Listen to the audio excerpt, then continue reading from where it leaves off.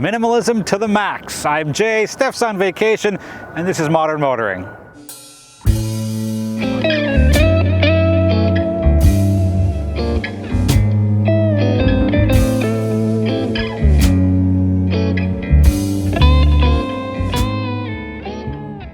Welcome to your 2022 Volvo XC60. As mentioned in the intro, Steph is away on vacation, so you are stuck here with me. I'll try and be as quick as I can. This is just a quick spin review for you. So a couple of differences this year. Let's start with the outside. So the front end gets a little bit of tweaking, a little more angles. Still recognizable as a Volvo through and through some more. Around the rear, there are no visible tailpipes. Volvo is pushing to go all electric, I believe, by 2030. So I think this design language fits in quite nicely. Still a clean look around the rear, no issues at all. The entire body style still is the same, which isn't necessarily a bad thing. I don't mind minimalism. I think this is a little too bland for my tastes.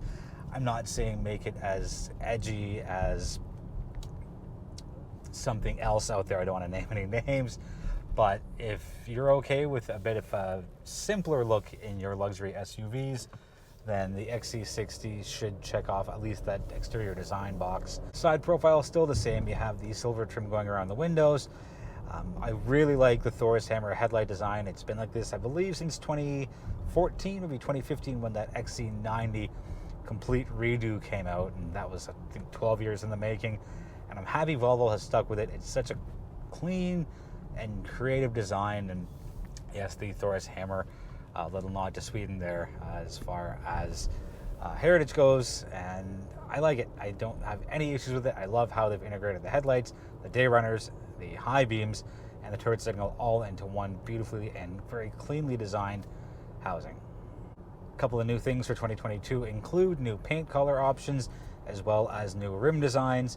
I like what Volvo Canada has spec'd this with. It's a nice clean 5-spoke design, couple of different elements to each spoke, but through and through it's got a nice clean look to it. On the inside we go, and minimalism is the key here. And for example, there are no words on these steering wheel controls. It's all symbols. In fact, the only word on the steering wheel itself is the word Volvo, because that is their logo right in the middle here. I'm not a fan of the big 12.3-inch screen. There's too much reliance on doing too many things with the screen. You can get your volume through a hard touch button / dial, as well as your play and pause. You can get your hazards, your windshield defroster, as well as your rear window defroster, forwards and backwards for tracks, but that's pretty much it. You got to dig into everything else. I'd rather my attention be focused here as much as possible, as opposed to looking over and trying to figure out if I'm putting my heated seat on, my massage seat, which is a paid upgrade, or digging through anything else here. I don't think they're going to change. I think that's the way the industry is going. I just wish there was a little more on the hard touch button option here in the Volvo lineup. This has been spec'd with a white interior, added points for the panoramic sunroof, which makes it an even brighter and less closed in space to be. The seats are typical Volvo, extremely comfortable. In fact, they're my favorite seats in the industry. If one of them fell off the back of a truck, I know a guy who would happily take them and use it as his office chair. Digital dashboard gets you everything you need. You hit the settings button and it goes from just a nice minimalistic design to getting your map in the center screen. You can also get it through your infotainment system, which is Google powered. It helps as far as not being too reliant, because yes, you can use the voice controls. I'm a little more of a traditionalist, where I do like a few more hard touch buttons, but again, the industry is moving forward to voice controls and bigger screens and doing more through the screen with the reduction of hard touch buttons. So maybe it's just me. Steph's also a fan of hard touch buttons as well, so I think I can count on half of a vote from her. The start stop knob is a little plasticky for my liking. You just twist it once to get it to start or stop. I wish it was a little more reinforced. That would do it for me. Behind that, you get your parking brake and your auto hold, and in front of that you get your gear selector. Now the cool thing here is it lights up at night as far as the crystal one goes, and it's gimmicky, but I like it. It's kind of cool. No big issues with that at all. Storage on the door pockets are pretty good. Storage in the middle, not all that great. The little cubby behind my elbow is a little smaller than I'd like. You get your cup holders and you get your wireless charger here in the middle, so that kind of eliminates any storage space. You do get a tiny, tiny little spot right at the top, and I don't really know if you can fit anything in there. I know that I can't. So I kind of maybe rather than just not include that. And yes, your 12 volts there, so it does serve some function, but not really enough for me. Let's get to the driving section. So this is the B6 inscription. Now there's a B5, and the B5 and the B6 replace the T5 and the T6. So what I have here in the B6 is a 2-liter turbo 4, and it's got an electronic supercharger.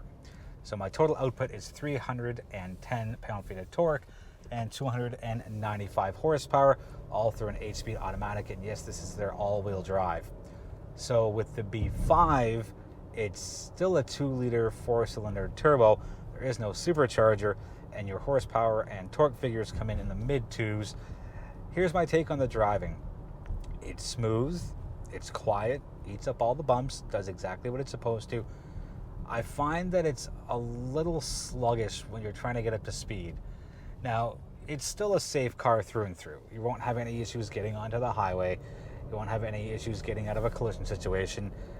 I feel for the power numbers that are on paper, I should have more response beneath my right foot, and I just don't feel it here with the B6 variant. So I wouldn't go down to the B5. I think there's a good amount of power here. I would just like a little more responsiveness when I kick down and just get that instant surge. And I find it's more of a gentle yet firm push forward, again, as opposed to that hard push, hard jolt.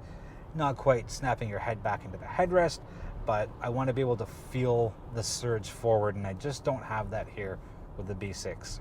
Volvo Canada has equipped this with the optional air suspension, so that certainly helps with the ride quality. And interestingly, speaking of ride quality and driving, there is only one drive mode. That's not really true, 1.5. There's only drive. There's no eco, there's no sport, there's no sport plus. There is an off-road mode you can get to through the infotainment system, but it's pretty much start the car, pop it and drive, and off you go back to that minimalism setting that Volvo has latched onto, and I think it's serving them pretty well. I really don't know how many people, if given the option depending on their vehicle, bounce through eco and sport plus and any of the other drive modes. I feel the majority of drivers will just sit in comfort or normal or whatever it happens to be called. Pretty spacious in the rear seats, so you can get 2 adults, and if you don't like somebody, put them in the middle seat, and that's not a XC60 issue. That isn't pretty much anything with a second row of seats issue, but it is fairly spacious back there. On the standard safety side, you get your blind spot monitoring and you get your bending headlights. Definitely helps going around corners when you can see exactly what's around there, and you get your collision mitigation braking for the front and the rear. Tick a few more option boxes and you get your elevated safety, but out of the box, Volvo does it pretty well. So there's a 48-volt mild hybrid system, and it comes in handy and it works very well, because with the auto start stop, which you cannot turn off, which is a little puzzling for me, it makes that transition between stopping the vehicle at a stoplight and the engine shutting off and coming back to life seamless, quiet, no vibrations, no rumbling. You can't even notice it, and a little bit of newness for me to it. I find that the car was lurching like a fraction of an inch, but I couldn't quite get that seamless movement between lifting my foot off the brake and moving without having it just surge or jolt me forward a little bit. And again, I only drive these a week at a time with a little more practice. Let's say if I had it for a 6-month lease or a 1-year lease, I'm sure the muscle memory would kick in and I would be completely fine. On the fuel consumption side, in liters per 100 kilometers, because we are in Canada, it's 11 even on the city and 8.7 on the highway, and the blended total comes out to 9.9. We can thank the 48-volt mild hybrid system for that, because that's reduced it, I believe, 0.2 over the 2021 model, which did not have the mild hybrid system. So it works, it's here to help you save fuel, and the best part for me is it's pretty much seamless all the way through. A lot of competition here for the XC60. We have the X3, we have the GLC class, we have the RDX, we have the NX, and on the domestic side we have Lincoln's Corsair. I think Volvo will do well. It's not going to be for everybody. I think the other German models have a higher appeal to them, that people want more, but for the right driver, for the right customer, this Volvo XC60 will do everything that is on your list and then some. A lot of it focuses on minimalism, a smooth drive, a quiet drive, not a lot of road noise comes bleeding through, and if it does, just make sure you take that option for the Bowers & Wilkins premium audio system, which sounds absolutely heavenly. Even I sound good with my band playing through the audio system, so well done there. That's going to wrap it up for the 2022 Volvo XC60 B6 Inscription. That's a lot of words. If you've got any questions, let us know in the comments. We read all of them and we'll get back to you as soon as we can. We'd love for you to join our community, so subscribe to our channel. Join us on social media. We are on Facebook and Twitter and Instagram as well as TikTok. And thank you for watching. We appreciate the support, and thank goodness this is done. Next video will have Steph in it for sure.